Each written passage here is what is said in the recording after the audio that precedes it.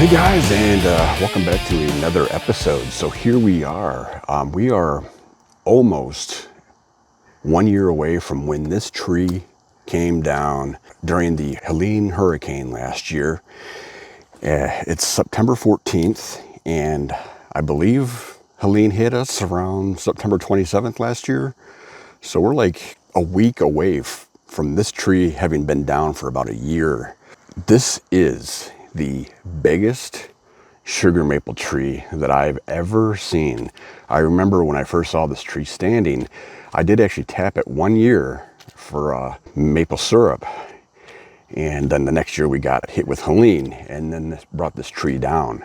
And it's absolutely massive. In fact, I took some measurements. There's a way that you can somewhat determine the age of a tree based on measuring the circumference. And online there's some calculations that you can do. And based on those calculations, it's estimated that this tree is likely at least 260 years old, which means this tree started growing here before our nation was even born, which is incredible. This is probably one of the biggest, if not the biggest, sugar maple trees that I had ever seen in my life. And there is no possible way that I could mill this on my Woodland Mills sawmill. It's just has an incredibly huge diameter that even if I could cut this thing into like a 9-foot, 10-foot length log, I don't think I have the capacity to lift even a 9-foot length of this onto my mill, but my mill's not even big enough to cut it.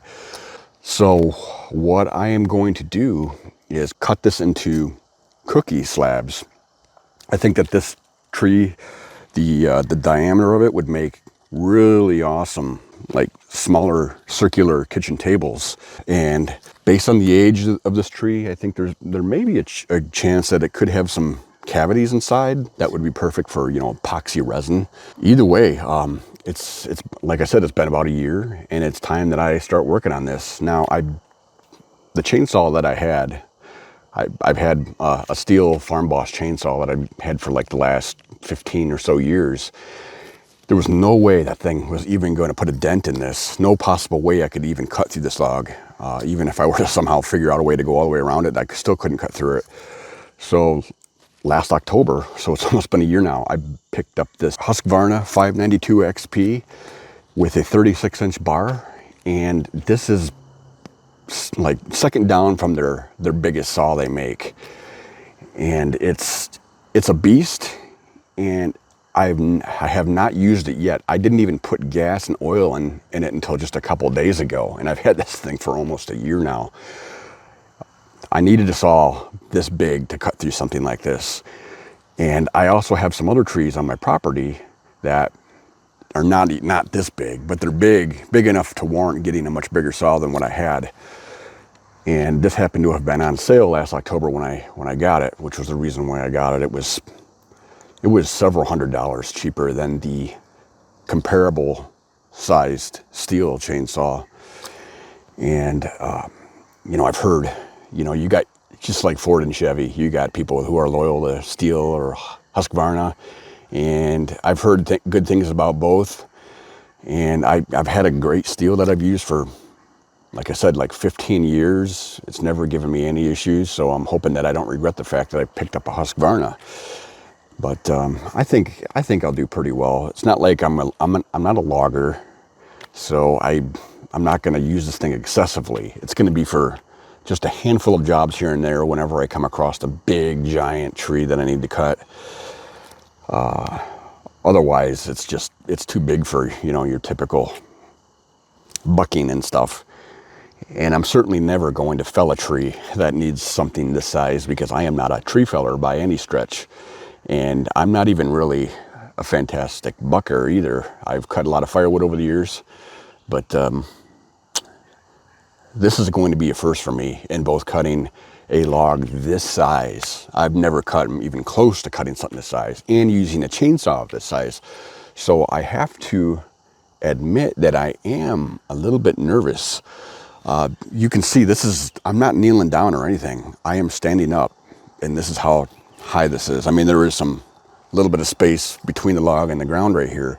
But typically when I buck logs, in order to prevent pinching, I will come at it more from the side and cut it like that. But there's just no way I'm going to even try to do that, given the fact that this is the first time I've used a saw this big, and the fact that I'm going to be having to reach like this, that's just room for disaster. So how I'm planning on approaching this is I did shove some stuff underneath the log on both sides to try to prevent it from, when I start cutting into it, from wanting to pinch down. I know it's still probably going to pinch, so what I'm planning on doing is cutting through, and then once I get so far down, I'm going to put a couple wedges up in here so that once it does want to start pinching, hopefully the wedges will stop it. Because if I get my bar stuck in this thing, I may just end up losing the bar and the chain, because I don't know how I'd get it out. So I've been kind of putting this task off a little bit, just really thinking things through. You know, I've looked up videos online to try to find somebody bucking something this size and see how they do it. I can't find anything. Every video that I come across, it's a much dramatically smaller log than this. So originally I was going to make my cut down here. I marked it the other day. I don't know if you can see this. And I wasn't thinking, there's this branch sticking out here. Now, I was thinking about cutting this branch out of the way first, but I think it may actually, that branch, because of where it's at and it's sitting on the ground, it may help to, maybe, I'm taking a wild guess here, that maybe it will help keep this log from wanting to go down any further, even though I do have stuff shoved underneath. I really want to try to keep this part of the log from pinching down.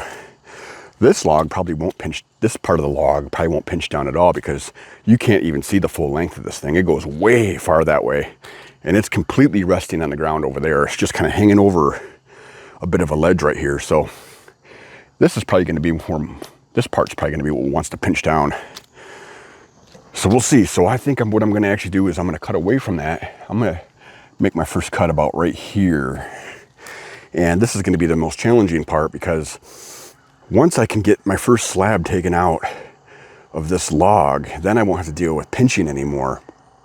So, and I want to try to cut these things as straight as possible. And I got to admit that I've never been that great at cutting and making really straight cuts. A lot of times I'll curve and stuff. One of the reasons why I didn't want to use this chainsaw at all before this is I wanted this thing to be as sharp as it possibly could be to get through this. And it's going to be interesting to see how tough it is to get through this, because really old, ancient sugar maple like this, in my experience, can be very, very tough, like cutting through rock. I believe that sugar maple is probably the hardest of all the maples. And so yeah, I'm really anxious to see how this thing performs on this. It's very unlikely that I'm ever going to cut into something this size again. So let's get this done. I got my wedges. I got my axe to drive in the wedges. I got my... Now, one thing I did notice when I was trying to start this Husky up for the first time the other day is it took a little bit to start it up. I don't know if it was because it was the very first time, but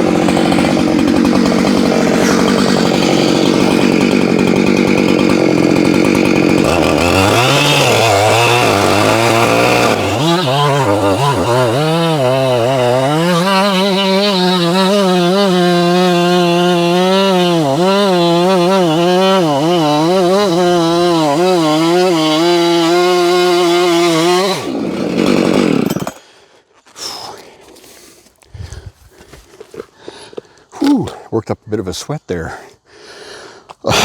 Yeah, I definitely got all the way through, but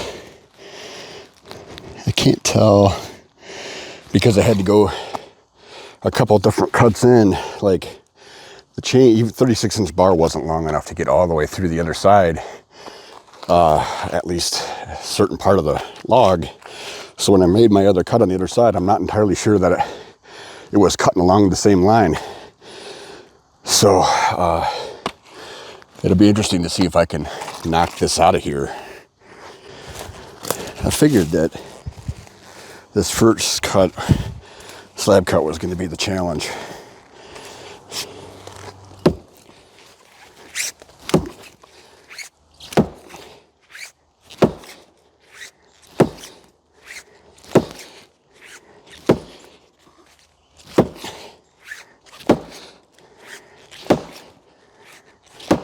Ooh, it is moving.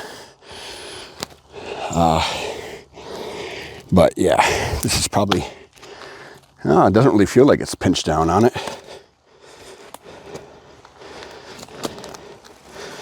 Yeah. I'm probably not cut all the way through somewhere. I mean, well, it looks pretty good from what I can see. I don't know why it's not. It must be attached somewhere. I'm not seeing it.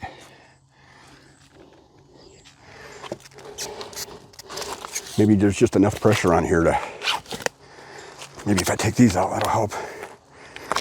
Oh yeah, maybe.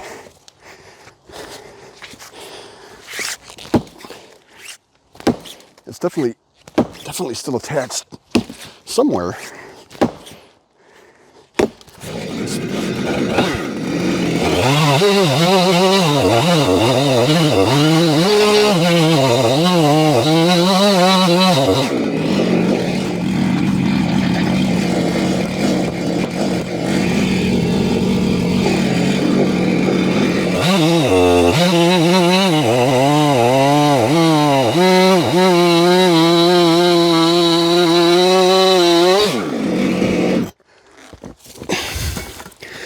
There we go, that did it. And now it's pinched because I did a terribly lousy job cutting this straight. So like when I'm looking at the log, you can see like it's waving a little bit. And then on this side, I'm like kind of going at an angle. So that's why I cut this thing as wide as I did. But yeah, now it's pinched in there pretty good. Yeah, you can see. That's what I did. The first cut, and then the second cut, I went off course. And this thing's got some pretty spalting on the inside. Nothing too crazy, but it's got some. Now the trick is if I can somehow get this out, but it's because I didn't cut it totally straight, the top part is wider than the bottom part. So now it's just kind of wedged itself in, dropping as it dropped down. Yeah. I don't think I'm gonna.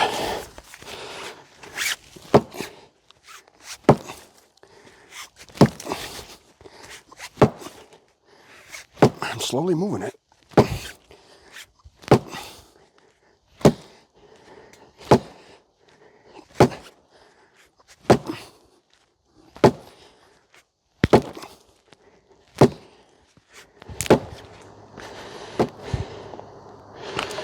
So you guys are seeing yeah,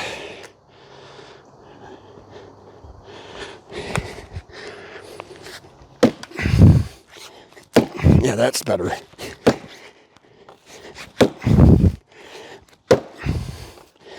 Much better. There we go. Why didn't I think of that sooner? Yeah, I mean, this log is so tall, I can't even jump off without. Ooh, yeah, that is beautiful. That is beautiful. This is exciting.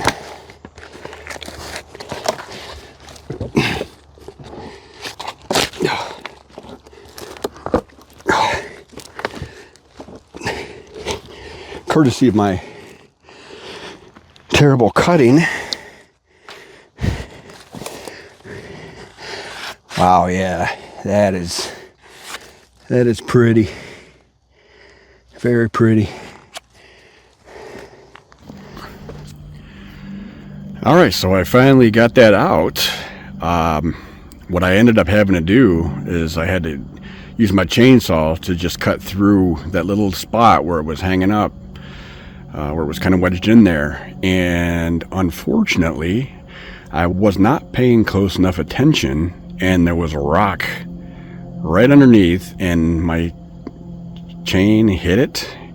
I saw sparks flying, and yeah, everyone who knows how chains work, when you hit dirt or rocks, the chain is completely dull, and it was a brand new chain, and this is the only thing I was able to cut before I completely dulled it out. One of those stupid, not paying attention moments. I'm so frustrated. So I'm going to have to either put my spare one on or see if I can sharpen this chain before I continue. Yeah, this was the rock that was down there. It was right next to some pieces of wood that I had shoved under there that were the exact same color. That's why I didn't notice. And you can see where my chain hit it. And that was enough to completely dull the chain. I tried cutting on a piece over there with the chain, I tried cutting on a piece over here just to test it, and it wouldn't cut through it to save my life. So I really dulled it out bad. So frustrated, because I am not that great at sharpening chains, and as you can expect, these 36-inch bar chains are not cheap.